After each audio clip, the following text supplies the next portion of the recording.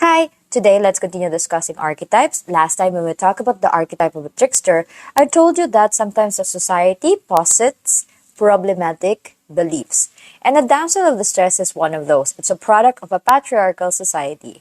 A damsel of distress is a vulnerable female character that is always in need of rescue or protection, often serving as a catalyst only as a catalyst for the hero's actions. So examples would be Guinevere in Arthurian legends, or even Princess Peach in the Super Mario video game series. However, what's problematic about this is that it conditions girls and women to think that they are always in need of a man to rescue them. There are a lot of newer iterations that is a product of a more empowered society. For example, Millie Bobby Brown's movie about Damsel is a direct appending of this archetype.